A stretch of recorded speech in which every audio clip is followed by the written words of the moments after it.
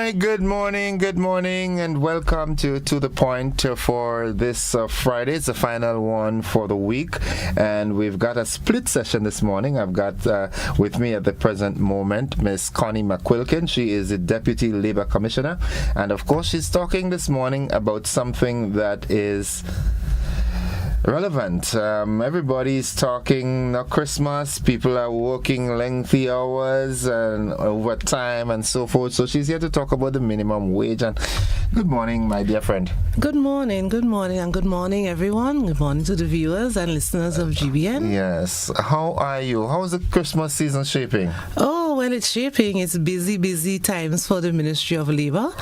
So we are here to kind of help everyone who has their different questions and concerns.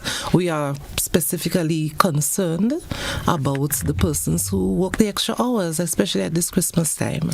Well, I'm happy to be afforded the opportunity to talk to you on that because prior to this minimum wage issue, when they were going through the consultative process with Dr. Gilchrist, Colin Gilchrist, I interviewed him here. I interviewed him on Beyond the Headlines. So now I'm here to hear the benefits, the fruits that have borne.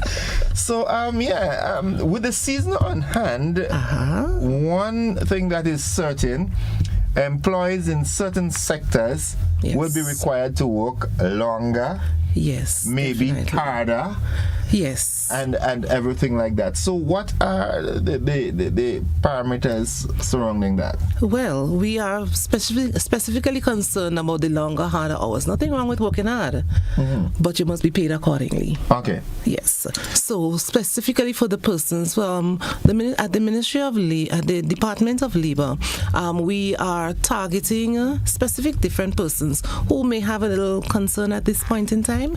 So now the group of workers who we are specifically concerned about at this point are the shop assistants and clerical workers, the persons who would work a little harder for the Christmas. We've had several questions and concerns coming in to the ministry, so we found it prudent to come to speak to everybody at the same time, and of course still we are available for your questions, for your calls. So minimum wage. The minimum wage order came into existence in January this year. But the minimum wage order didn't go through our Christmas yet. Because January... Yes, it didn't go through our Christmas yet. So it will be tested this time? Yeah, it will be tested. It will be tested. Okay. So all this is part of the test. Right. So, we are checking to make sure that everything is in order, that people are paid accordingly, that people are aware of what needs to happen, where maximum hours, minimum wage, and overtime hours in particular. Right. Yes. And we're talking specifically to clerical staff. Yeah, and the shop assistants, people who work in the stores. Okay. Yeah, these people who work in the stores, we're giving them special attention at this Christmas time. It's important because they are requested and required to work harder. Yes. Because the shoppers are more frequent. Yes, definitely. During the year, you might get a chance where there's a lull in operation, so you get to sit down a bit. But you look at the shop assistants and attendants now, and they're always up because somebody's always wanting something. So, but in testing, what are you really looking for as it relates to putting the minimum wage to the test? What we are really looking for is the fact that we've had all of the consultations that you know about, that we put out the minimum wage order in January. It came into play. We've had the year so far to work with it. Several people have come in, called. We've been working hard at Labour, dealing with the minimum wage issue, and now for the test is to see that all that we've taught, people will actually put it into practice now. But we are reminding everyone of what has to happen. What has to happen is clerical assistants, shop assistants, their hours of work, their maximum hours of work is 44 hours, meaning Monday to Saturday, 8 to 4, Monday to Friday, 4 extra hours on Saturday. That's it. Okay. Okay, so Monday to Friday. Monday to Friday, they do the 8 hours. It's 40 hours, right. Yes. And half day Saturday. Anything beyond that 44 hours now is overtime. Okay, but in some instances, as a youngster growing up in Grenville, and subsequently I get to understand that it was nationwide. I don't know if it's so, but in Grenville, place close half day. Yes, and in St. George's, half day was a Saturday. Okay. Grenville was Thursday, and St. George's was Saturday, but that made up what we realize now. That is what made the 44 hours. Okay. So the Grenville people work half day Thursday and full day Saturday. 44 hours for the day. 8 to 4. 8 to 4. Or 9 to 5. 9 to 5. And then the half day wherever it falls, if Thursday or the Saturday. 44 hours. Now you help me make sense. It makes sense. yes. But now we have to remind everyone 44 hours is a max. Anything beyond that, all right? Okay. But interestingly as well, we know 8 to 4. However, our laws say that your hour of work is yours, meaning that you work 8 hours, your hour of work is yours. So your hour of work is not counted as your 8 hours of the day. So for example, when we see call center workers working 8 to 5, we say, oh my, they're working too long. No. The hour of work is theirs, unpaid theirs. They can leave the compound, they can do what they want and come back. So they work 4 hours, have their lunch, come back 4 hours. That's how it works. Okay, so the lunch hour is not exclusive of the 8 hours. Yes, it is. So in essence, it's like 9 hours. No, it's still 8. Because they work 4. They work 4. You take one lunch, that's yours. So you're not paid for the hour? No, that's yours. That lunch hour is not paid for? It's not paid for. So is it permissible for someone to say, okay, you know what, I'm going to work through my lunch hour and leave an hour earlier? Is that permissible? It's permissible, yes, but as with everything else, with labor is concerned, everything is dialogue and negotiation. You can't decide, when you're deciding, I'm going to leave right now, and you're not the boss. Right, okay. So if you can negotiate with your employer, that's okay, we understand that the work hour is mine and can I have my work hour at this time? There are some business places that stagger the work hour, the lunch hours, to make sure that there's always a presence in the building. That can work. But remember, these things must be negotiated. There's no hard and fast. And it should not be, except it's a case of extreme emergency, it should not be an abrupt thing. It cannot be, because, everybody... Stall operation. You don't want that any action by the employer or employee stalls operations or somehow puts the business at a disadvantage. Remember, the business is at disadvantage. Employer and employee are at disadvantage. So you ensure that through negotiation, everybody can have a conversation about things, and you move that way accordingly. Let me ask you this: in this minimum wage issue, all right, it might be a tough question, but I like asking them sometimes. I hope I can answer. Who do you think the minimum wage laws protect most?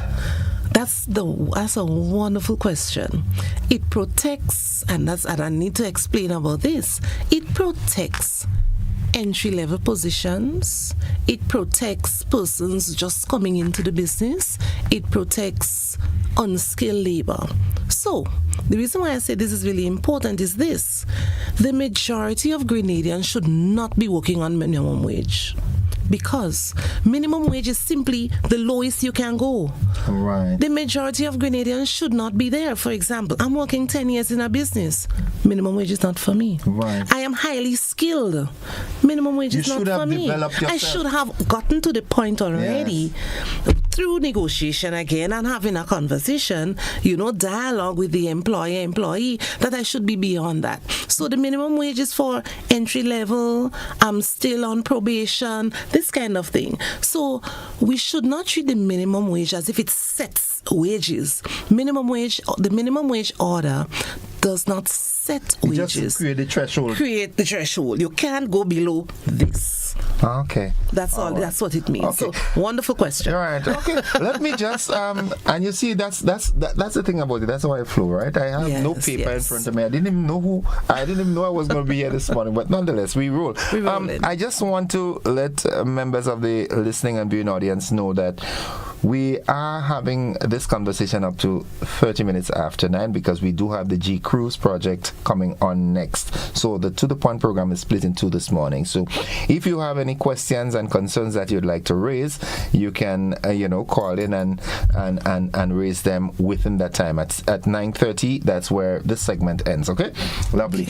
Now back to the conversation as it relates to employees. From the base level, as we said, in Grenada, do we have a problem of employees being underpaid? Yes, we do. Even with the minimum wage order. Yes, we do. The thing is, something that employers and employees need to understand. The minimum wage order is the law. You cannot legally make an agreement for less than the minimum wage. You can sign a contract and it's illegal.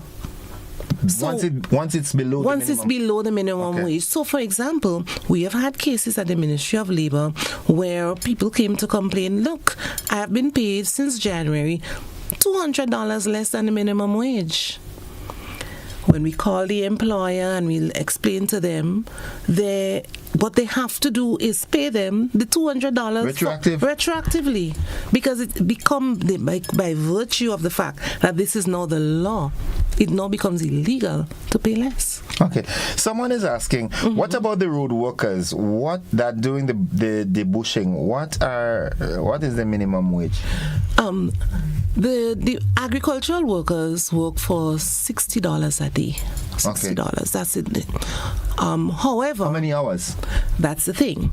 Agricultural workers, their maximum hours is 40 hours a week. That is the same 8 hours a day per day. But we don't get that all the while. And traditionally, agricultural workers, we know people working in the land, they don't work 8 hours a day traditionally. But we have a law, so we have the tradition that says normally agricultural workers work, they come early in the morning, they finish by midday, and they go home. They get their whole day's pay. But then on the other hand, we have a law that says the maximum hours for agricultural workers is 40 hours. How do we fix this? Yeah. The fixing is the negotiation. The negotiation and the dialogue. And in January, when we had that, we had several agricultural workers coming in, bosses, and saying, well, I'm going to make my workers work 8 hours because they have to get the 60. And the workers refused to work.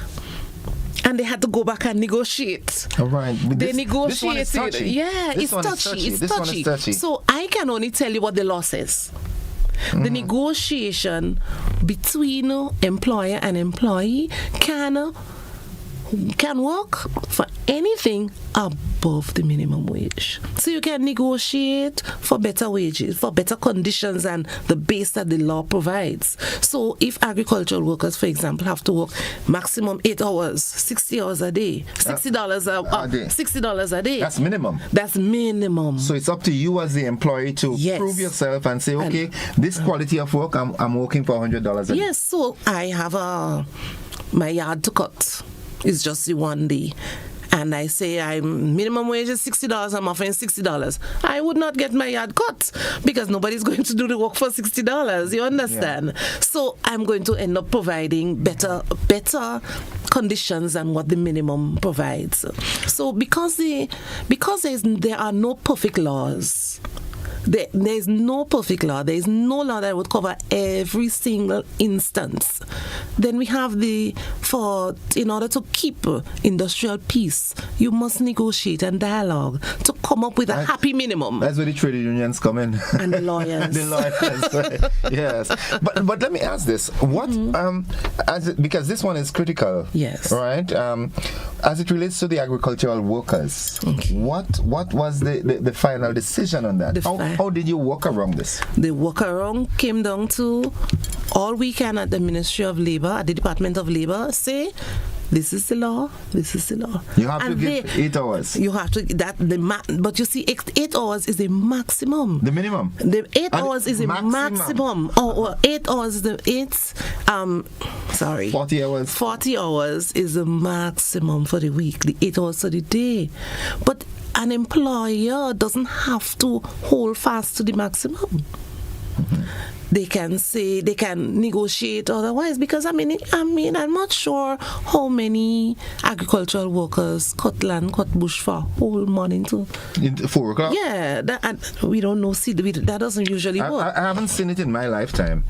I mean, harvesting is different. People who work harvesting sugar cane and so forth, when they have a delivery time, they go through. They cut and go through. They cut and go through. Yeah. But negotiation is the way. Yeah, I've never seen my grandfather, who was a purebred agricultural worker, never had people working 8 hours a day. Yes, so we have the tradition. Except in slavery. Well, yeah. And we're beyond that. We ain't going there. Yes, so we have the tradition, and then we have the law, and you find the happy medium.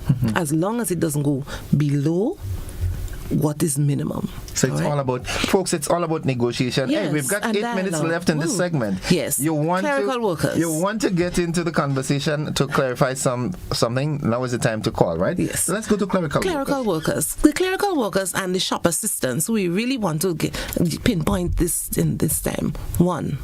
Several things. One, your max hours is 44 hours, which would be equal to 8 to 5 minus your 1 hour lunch on Monday to Friday, and a half day, 4 hours on Saturday. Everything beyond that, every hour, any completed hour beyond that, is time and a half. Any work done on Sundays or public holidays is double time. Our rate. Yes. But so, for example, if I have to work on a Sunday and I work half day Sunday, I will get my whole $60. Okay. If I work for the whole day Sunday, I will get $120. Double. Okay. All right. Secondly, for clerical workers, we have Christmas coming, and Christmas falls on Wednesday, Boxing Day on Thursday. The law says that if you are a worker whose pay is calculated on a daily basis, meaning that if you don't come to work today, you don't get pay for that day. Workers whose pay is calculated on a daily basis, if they work the day before the holiday and the day after the holiday, they get pay for the holiday. So, if you work Christmas Eve and you work the Friday, the day after Boxing Day, it means that you have to get paid for Christmas Day and Boxing Day. Yes. And that's across the board? That's across the board. Okay. That's for the persons, of course, not monthly paid. The people whose pay is calculated on a daily basis, meaning the persons who, if you don't come to work today, you don't get paid for that day. Those people. That's interesting. Yes, that's interesting. And the law, the law says so. Is that? It's not even new. It's not new. No. So I'm realizing now that, I mean, the experiences that we've had growing up, a lot of things were interesting. Let's just call it interesting. Yeah, good. Okay. A lot of things were interesting. Yes. Okay, some people are trying to get into. Please call 435-2041. 435-20. Okay, debushing workers. Somebody's saying we're not talking about agriculture workers. Debushing workers. Do you have anything in place for the folks who do the debushing program? They may fall under agricultural workers, but again, I have to inform you of this. The minimum wage order cannot list every single category of worker. It's not possible. Okay. It means that for whatever the minimum wage order does not address, you have to negotiate. Okay, we have a caller on the line. Good morning, caller. Welcome. Yes, good morning. I'm listening to the program and hearing that they're talking about the wages. But what about the agriculture people? What have they land? And nutmeg and cocoa and banana, they haven't got any now. What they're getting to pay? What they're getting to pay people to work with that? Okay, well, in my opinion, that's a business decision. Yes. That's a personal business decision. Yes. All right. The minimum wage doesn't really cover this, and I'm not sure of what programs the Ministry of Agriculture has in place to provide any kind of support for agricultural workers. So in that case, I can only ask that you get in contact with the Ministry of Agriculture. There are several programs out there. Yeah, relief programs. Yes, there are several relief programs that help. Okay. So if you get in contact with them, then hopefully you can get the help you need and the support you need to pay your workers. We do have a caller. Good morning, caller. Welcome. Good morning. Could you describe or define what you mean when you say hard work? I don't understand that. Okay. So you're telling me there is easy work and hard work. Could you describe hard work for me, please? All right, thank you. All right. Our labor laws doesn't have a definition for hard work. For hard work. And easy work. While we were speaking specifically about overtime hours. Yeah. That clerical workers and workers in the shop assistants, the persons working in the shops and stores, that they would have extra hours, overtime hours. So we were using it informally, and we were just speaking to overtime hours. So I'm not sure about hard work and easy work. Good morning, caller. Welcome. Good morning, Innocent. How you doing? Good morning to the guest. Innocent, I had a lot of problem with you this morning. Between you and Peter David, interesting thing, and GBN just go blank on Susan in Paradise. I mean, that is unfair for Susan. I'm so taking the program this morning, and you just go blank on me. Oh, my goodness. I'm sorry. Anyway, this program this morning, wages is very interesting. But for a long time, I used to pay more before the $60 come, because I just pay my grandson to roast can, and I used to pay him $60 long. All my children, when you work on a Saturday and a holiday, you get $75 or you get $100 based on how the thing go. So I don't know. Okay. But anyway, I don't want them to go political more because I don't have enough money to pay. All right. All right, Susan. Okay, so the technical team, check that out. The folks in St. Paradise area, that's where Susan is calling from. They're having a problem with our transmission. Check that out. Caller, good morning. Welcome. Hi, morning. I'm calling about those who do the goals and help with the how should I say? The people who go and help with the old people and things like that. Oh, the geriatric. Oh, yes. Caretakers of the elderly. Yeah. Caretakers of the elderly, and I have another interesting one for you. Okay. The caretakers of the elderly, they work for the minimum wage is $1,400 a month. It went up. Okay. $1,400. So it's not calculated daily. It's not a daily paid something. No, it's not a daily paid something. It's $1,400 a month. The maximum hours is 60 per week.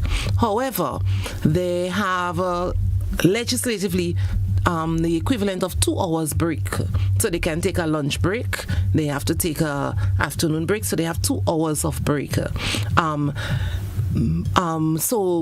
Including the persons who work in the geriatric homes. Mm-hmm. All right. Also, the caretakers of children. Okay. Then, with the minimum wage order of that started this year, started them at $1,200. But as of January 1st, those who take care of children, it moves up to $1,400. Well, we have a lot of media engagements to take place because a number of things are coming to the fore from January, and we have to prep our people. Yeah, this is why we're here. Employers as well as employees. You understand? Yes. Okay. That's very unfair to us as the bushing workers. What is good for the goose is good for the gander. We should get something too. What do the bushing workers get. Yeah, what's your rate? What do you get paid? Okay. All right, let's entertain this caller. Good morning, caller. Welcome. Hello, good morning. Welcome to the program. Oh, thank you very much. I'm so glad that you're speaking about the minimum wage. But I want to draw your attention to the Postal Corporation, the people who work at the outlet station, the substation in the various villages. Because in Paradise, we have been having a real problem with getting that substation open. For the month of April, May, June, July, that postal sub-office remained closed. And when I did my investigation, it's because the Postal Corporation want to pay $750 a month. And the people not feeling comfortable having to walk around and distribute letters for $750 a month. So that post office remained closed for a long time, that sub-office. And people lost a lot of their mails as a result of that. It reopens for a while again because I've called the Postal Corporation. And when I did they're paying people $750 a month to work in the sub-offices and them, which as a corporation is against the law.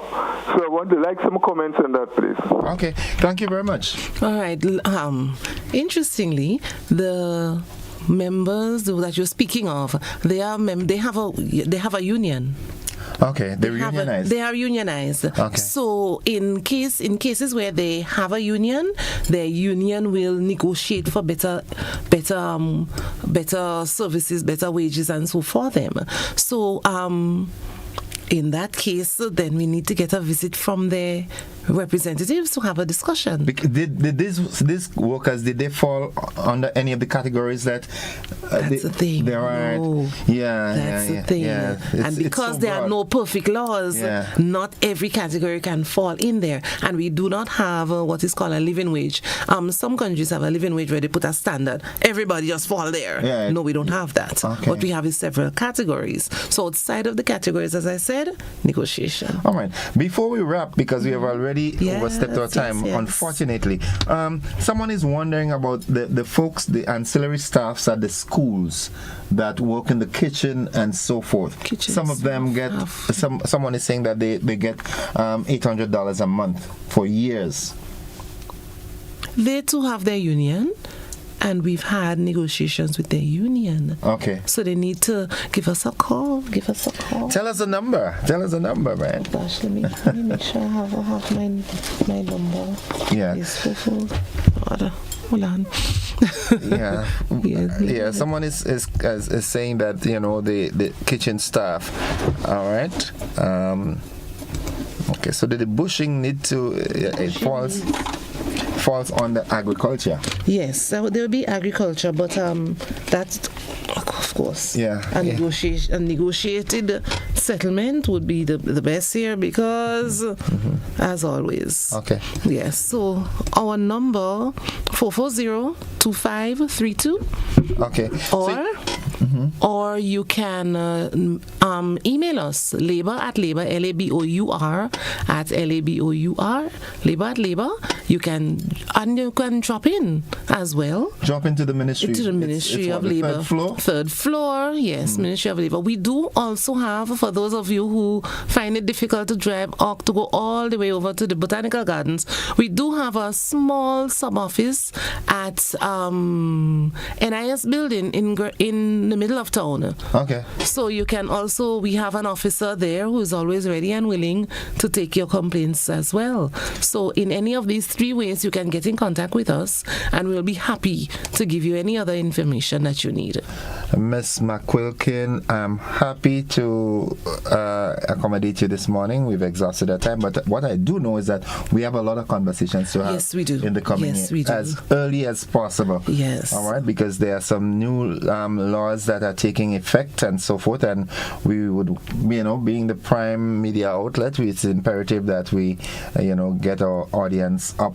Yes, underway. Yes, definitely. So Merry Christmas to you and the folks at the Labor Department. Thank you, and same to you and the folks at GBN. Enjoy. And your listeners. Yes, enjoy your season, folks. We take a commercial break. When we come back, we have the folks from the G Cruise Project. This is To The Point.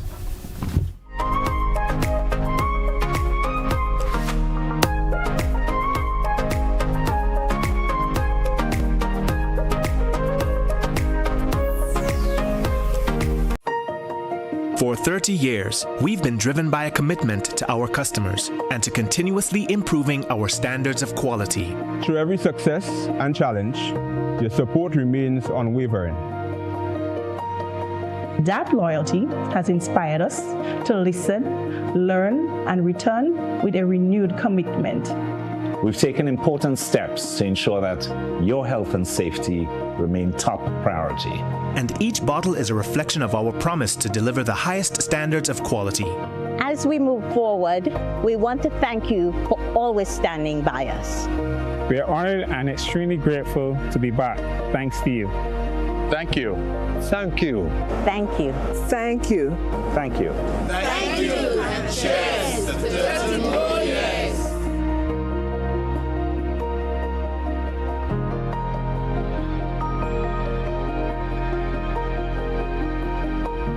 Tourism is me, tourism is you, tourism is everybody, and tourism connects us all. Did you know that tourism generates revenue and foreign exchange earnings? Did you know it stimulates infrastructural development and facilitates cultural exchange among people? You must know tourism is linked to all industries, from agriculture to construction. So support the industry today and be welcoming to all our visitors. Tourism is my business. Tourism is your business. Tourism is our business. Listen, one and all. Tourism connects us all. A message from the Ministry of Tourism and the Grenada Tourism Authority. Get ready, Grenada! This Saturday, December 14th, history will be made at the Karani James Athletic Stadium with the Neville Gleen Classic. We're honoring the legendary coach from St. Patrick's, Mr. Neville Gleen, with this spectacular event showcasing the best in track and field. Catch powerhouse clubs like 473 MVP, Ace Track Club, South City Rising Stars, Velocity Track Club, Finish Line, Fusion Track Blazers, and MDC competing for glory. Action kicks off at 12 noon. Admission just $10. Don't miss this electrifying day as we celebrate a true stalwart of the sport. Be there to cheer on our champions.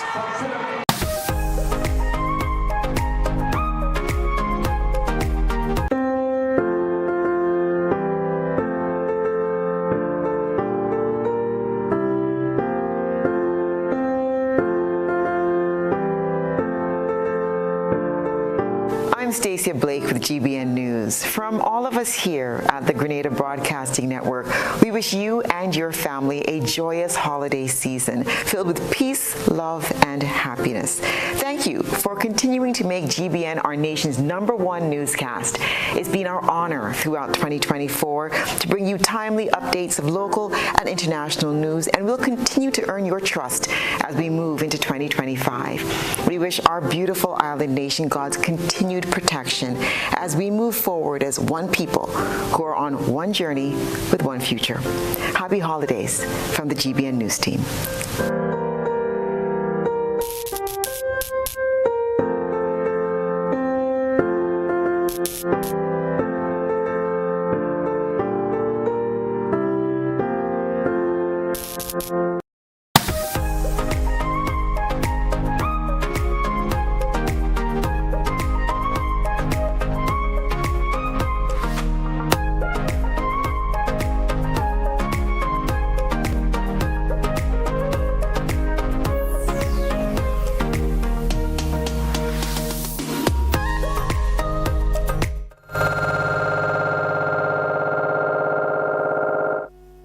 Welcome back to The Point, and as I told you earlier, you see the studio is all blue all of a sudden. It's the G Cruise project that is here.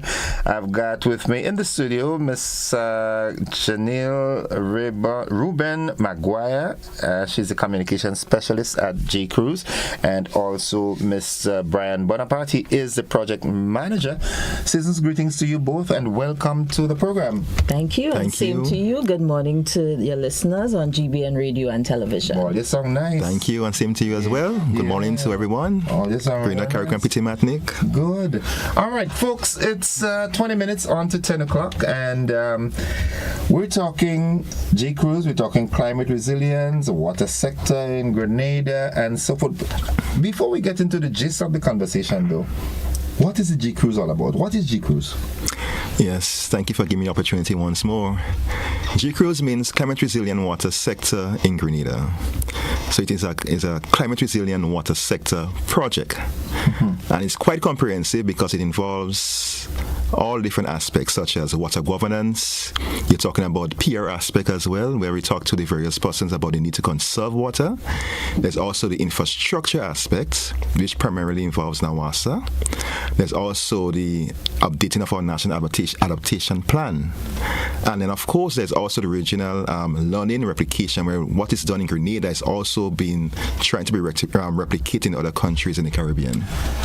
If I'm not mistaken, I think I had a conversation with my good friend Chris Joseph. Is he affiliated with G-Cruise? Because generally speaking, when you hear water in Grenada, you think NAWASA. So are you partnering with NAWASA? Are you an affiliate of NAWASA? Is G-Cruise a government department? Or? Yes. So G-Cruise have various stakeholders. NAWASA is just one of them. Oh, yes. Okay. And Chris, he works with the Ministry of Climate Resilience. Yes. So we also affiliate with Climate Resilience. Morning, well. Good morning. And to your dear wife, I wouldn't call her how she doesn't like me. Petty, good morning. Right. Good. Okay. So, is it a local project? Does it have international connections? Because when I hear G-Cruise, I think it's a promotion company. Don't you agree with me? Yes. And that's where you're coming from. Yeah, no, the interesting thing about G-Cruise is that it's a local project. It's a project for Grenadians. However, we are partnership with the German government. Okay. So we have our main financiers as the Green Climate Fund, the German government, and the government of Grenada, in partnership with local stakeholders, NAWASA, Grenada Development Bank, Ministry of Climate Resilience, etc. So it's a project that we have to have ownership of as locals. It basically involves us seeing water as a limited resource, and the need for us locals to conserve water through various interventions. So what does G-Cruise, having said that, that's your mandate, that's your mantra, what does G-Cruise do? I lost a list of things, okay. including this one here now. Okay. So we are trying to actively involve the public in the need to conserve water through, for example, purchasing water efficient devices. Yeah, being mindful of the 1.5, which is the gallons per minute efficient devices that are available in various retail stores. You're talking about shower heads, faucets, etc. Yeah. So sooner than later, I had Mr. Llewellyn Duncan from Southern Electrical this morning, and he was talking about smart appliances. So sooner than later, you would start introducing smart water heads that knows when you're actually soaping and would shut off. That's the direction we're going, right? Oh my goodness. Yes, we're urging persons. So under our campaign this Christmas, our campaign is dubbed Give the Gift of Water Conservation this Christmas. And when we're saying that, in light of all the challenges that we've been seeing affecting our water supply, only in November we had that sporadic rainfall. Too much. And it was too much, right? Before that, earlier this year, we had Hurricane Beryl, and we can go back and see what has happened over the years. And all of these things have affected our rainfall. So we're urging persons, when you are cleaning out the house for Christmas, as we often do, you know, we always want to change out maybe the washing machine, or the toilet needs to go, or the chair set need to go. When you're doing the appliances, especially the water appliances, think of purchasing appliances that are water efficient. Yeah. And when we say water efficient, more or less it's appliances that use less water to do the same task that you want to do. Okay. So for instance, if you have a faucet that's been giving trouble, it's been leaking, not closing properly, maybe you're tired of seeing the faucet and you can financially afford to change it out. We're urging you, when you go to the stores, look for a water efficient faucet. And a water efficient faucet is a faucet that has a flow rate of 1.5 gallons per minute, or GPM. You can find those on the package itself. So if you hold up the shower head package, when you look on it, you tend to see like a little water droplet. And within there, you would see 1.5 GPM. You would also see what we call a water sense label, right? And that tells you that this particular device is water efficient. In the case of toilets, for instance, there is efficient toilets are 0.4 to 1.6 gallons per flush.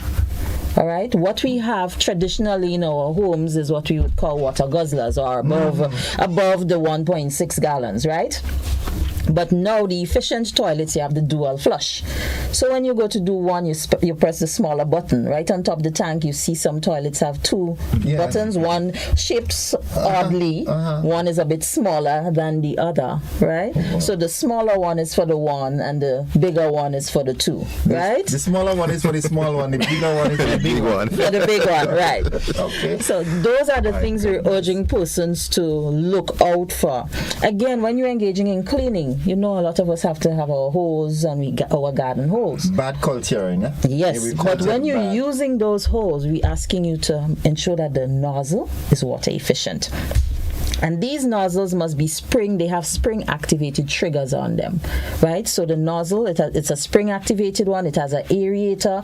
Some of them have a multi-jet modes. So if you want just a little bit of water, you just change the mode to that little bit of water. If you want a big amount of water, you change the mode. And all of these devices help us to conserve or save water, right? So it's not like we have the garden hose, for instance, and you're washing down the vehicle, let's say, or you're using your hand to spray down the vehicle, or spray down the side of the house to wash the wall. So you see, efficiency, we're urging efficiency, and that is one of the things of the project when it comes to its awareness raising, education and outreach component, because that's a very big component in the project.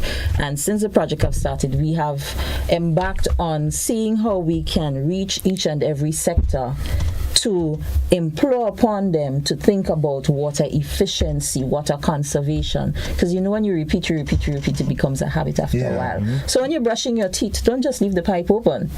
Have a cup. Fill the cup. Brush your teeth. Are you usually a fly on the wall in my bathroom? Because it's a habit I'm trying to break off. But it's, oh my goodness. Even your soaping. Yes. But I wonder if folks are paying attention to all these are side effects of climate change. Correct. It is making us modify the way we live our daily lives. Correct. I mean, whoever thought there will come a time because of water conservation, you have to get what we call smart novels and smart toilet bowls and smart. Oh my goodness. Yes. We have experienced the effects of climate change as recently as Beryl. We came from a drought into a hurricane. So you can see that this is getting worse as time goes by. It's a real phenomenon that we are facing on a yearly basis now. So from GQ's perspective, what are your plans on mitigating these factors of climate change in a tangible way that we Grenadians can feel? We feel, the GQ's is making that impact. What are you doing? Well, making that change starts with all of us, each one of us as individuals. So all the practices that we are speaking about here, it starts with you, and we're urging each and every person to adopt those practices, because those simple actions can have a big impact. Apart from awareness, we're also working with the respective government ministries. So in the case of rainwater harvesting, we have worked along with the PDA, Planning and Development Authority, and I think earlier this year, Janice, Leslie and myself was here speaking about the consultation that was taking place for the impending rainwater harvesting regulation, right? So in that area, we're encouraging persons engage in rainwater harvesting, for instance. Think about storage. Yes, we may say the hurricane season is over, or the rainy season is over, but it's not over really. Well, not only because that. Rain is coming. We know rain normally comes around Christmas time. So we urging persons, also as part of our little drive this Christmas, urging persons to think about having individual storage. So if you can afford, right, purchase one of those black tanks and start to set it up to engage in rainwater harvesting. And what we also encouraging, if you are a family of, let's say, 3, a 450-gallon tank. That should last you, what, a week? That should take you about 6 days. Right? If you are a family of 5, go for an 800-gallon tank. If you're a family of 7, the 1,000-gallon tank. So we did a little calculation. Now, on average, if we're storing water for 6 days, on average, each individual uses 25 gallons as domestic. All right? Now, if, let's say, it's 4 of us in the home, that would be about 100 gallons. Now, we multiply that by the 7 days, we get roughly 700 gallons. So you see how the 800-gallon tank comes in there. Then you have that additional 100-gallon in case. Right? And added to that, if you also have your blue drums, right, that you get your free barrels, right, that you get if you have those blue ones. Also, think about utilizing them. When you look on Facebook, YouTube, and other places, you see creative ways persons have utilized their blue tanks, right? But all we're encouraging you, make sure you cover it.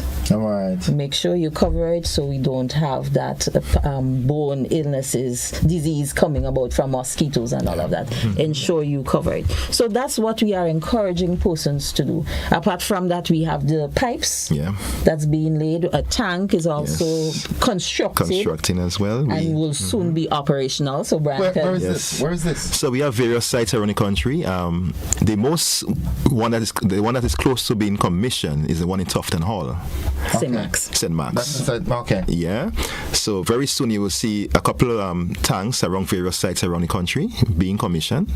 So that's some of the tangible things you could actually see. Also, I'm not sure if you've been up the eastern side, but we've been laying pipes. So we've been changing the pipe, the various parts of the country. There's a project that started in, I think, in Maribor. Yes. Maribor, correct.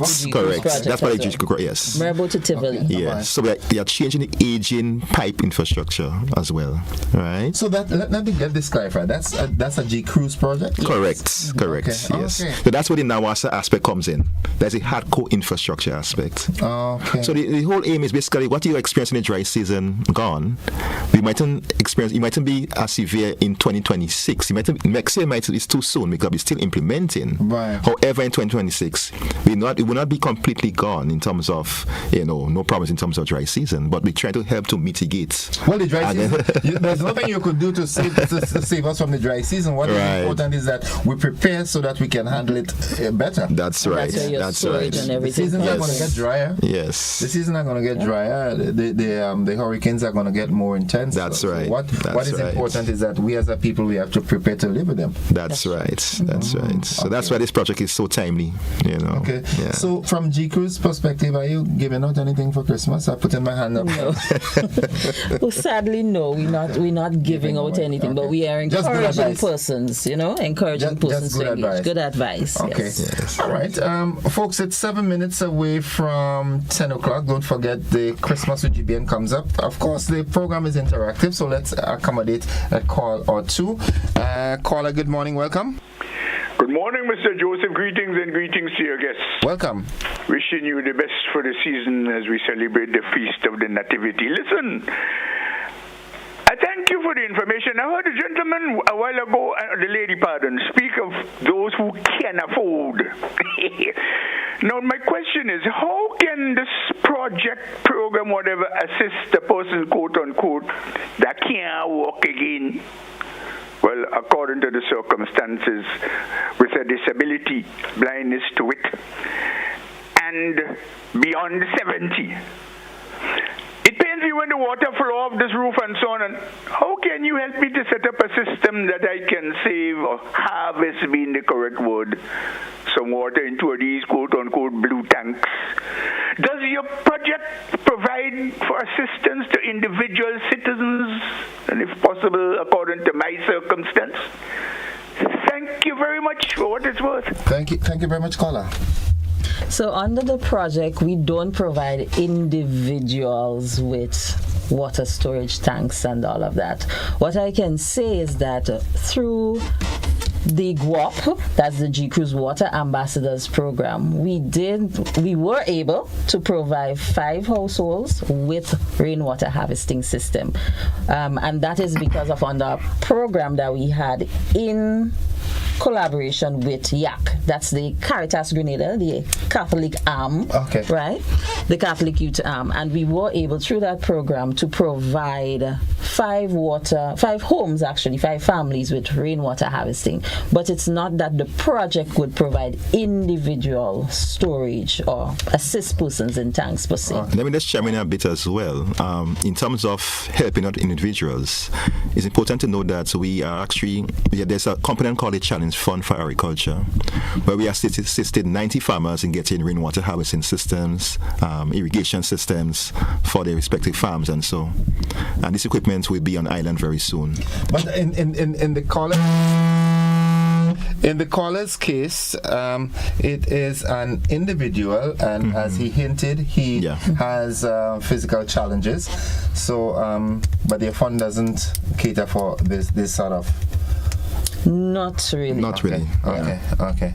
It would be something that we would have to take back now that he has expressed it. We would have to take it back to our superiors and speak of it, and then we would reach out to him if needs be. Okay. All right. Let's accommodate this other caller. Caller, good morning. Welcome. Gentlemen, good morning. Ladies and gentlemen, good morning. Now, what's up with the most hotel grade? 5 bucks for 2 weeks, 3 weeks, months, I'm going to repay it. All them hotel building green have used preserved water. All them use other water for them, river water. And people building hotels, when water go inside the building, come out, you know. All the tiles are going up and things are going up, and man flushing pipe in the home for a bit of pee in a toilet. Then come up. Yeah, well, that's springs in green, all in tapping springs. Go on green from Queen's Park Bridge to Paradise River on the western coast and eastern coast, all in tapping nothing. All the wastewater in green and anybody else now, sir. All the wastewater pipe busted for weeks and months, all them repaying them all over the place. Okay.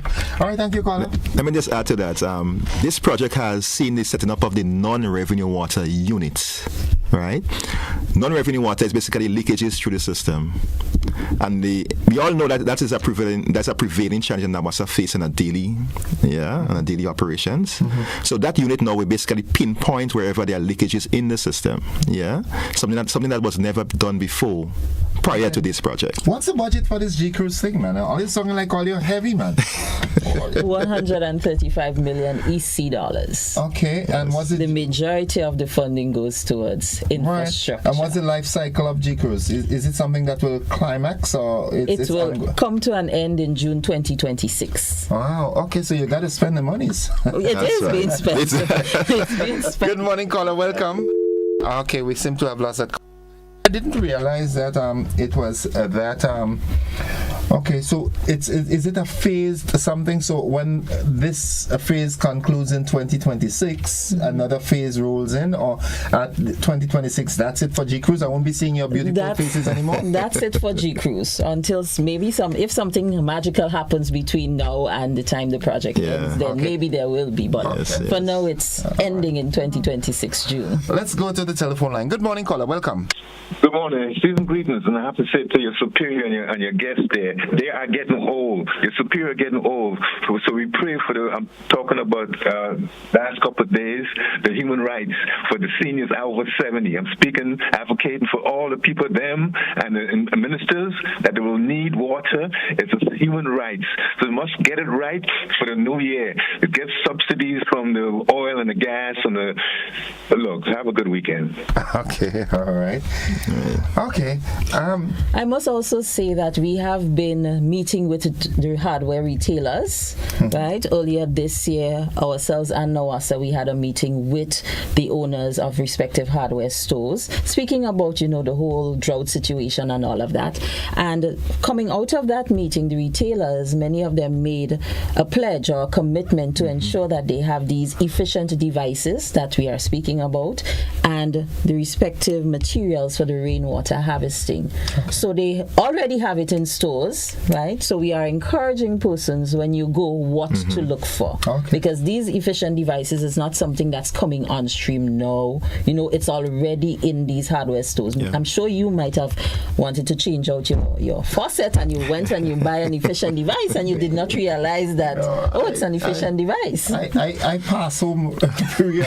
I don't stay home long enough to do these things. But you have the weekends there. No worry. Okay. But it's interesting. It's very interesting to know that there is an entity that is focal on ensuring that our water is being used most efficiently, and it's so important that the PR for this is so critical, because we have to rearrange the ignorance of our people as it relates to this thing that water can done.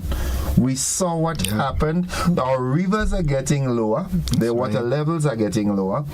The rains are coming less frequent, and when they come heavily one time. So we have to prepare. There's one thing we can do. We cannot change Papa God's way he does his thing, but we can prepare and adapt to suit. That's right. And it's important that entities like yourself educate us. Yes. So we're doing initiatives like these, and also let me mention, even as of yesterday, or I should say as of today, we now have a cadre of plumbers, young people who are efficient or have knowledge now about proper plumbing practices when it comes to rainwater harvesting. In collaboration with Grencase for the last 10 weeks, we have run an introductory plumbing course. That course took place in River Sally Community Center, and we catered to the persons, the young people within the parishes of St. Patrick's and St. Andrew. So yesterday was the graduation ceremony, and 24 young people graduated from the program yesterday. So they now have knowledge in terms of how to set up a rainwater harvesting system. They have a better understanding of climate change impacts on water. They have a better understanding of the importance of having the safety gears when you're going to do these things, right? Because they got knowledge from an experienced tutor who is versed in plumbing. That's Mr. Earl Braffett, who has over 20 years experience doing this. So we now have a cadre of young people who we have encouraged to go out into the work. The world of work. These young people, some of them don't have any jobs, right? Some of them, they're not able to take on such training sessions. So we were able to, with Grencase, get that cadre of young people who we now have to go out into the world. So we have the GWAP. That's a group of young people. That was 12 young people that we were able to also impart information in terms of climate change impacts on water, train them also in terms of setting up a rainwater harvesting system. Then we have now these group of plumbers. We continue to engage our students when we go out either at exhibitions for World Women's Day or Children's Day or World Food Day. We also engage the public. So we have a very diverse and wide open awareness program. We're also on the radio speaking now, but also I'm sure many persons might have heard our little "Are you being water efficient for this Christmas?" Our advert. Santa was that. Yes. So all these things we have. So it's always pushing the information out there to persons. So once persons have the information, then they can act. It's very important that you do that. Yes. We've also done brochures, and I have a little one. So we'll be putting those into our retail partners, retail hardware stores who have partnered with us. We'll be putting those out, and it's just a little brochure to give persons idea on how to set up a rainwater harvesting system, its importance, what are the benefits of a rainwater harvesting system. Additionally, we will do the same thing for water efficient devices as well. So we're giving the information, and we're hoping that by the end of the project we will definitely see a change in behavior. Culture of our people. Change. We've exhausted the time. Bro, Mr. Bonaparte, please, your closing remarks. Just want to urge Grenadians to please be mindful of the need to conserve water. Remember, water is limited. Keep that in mind. So just be that in mind as we go through the Christmas season. Make sure your usual day-to-day practices, you practice conserving water. You're brushing your teeth, be mindful. You're washing the car, be mindful. Have a good day. These simple actions can have a big impact and can help save us in the future. So I urge everyone, as you celebrate Christmas and you give the gift of giving, consider to purchase for yourself or maybe for the neighbor who is not able to a water efficient device or engage in individual storage. Mr. Bonaparte and Miss Ruben McGuire, thank you very much. I've learned a lot this morning. I'm thankful that I was asked to stay on this morning. I learned a lot, and I do hope we have future engagements. Yes, definitely. Have a safe Christmas. Enjoy it. Folks, that's it for To The Point, and it's always a pleasure to have you with us here. That's it. GBN Christmas with GBN comes up next. Don't you go anywhere. That's it for To The Point.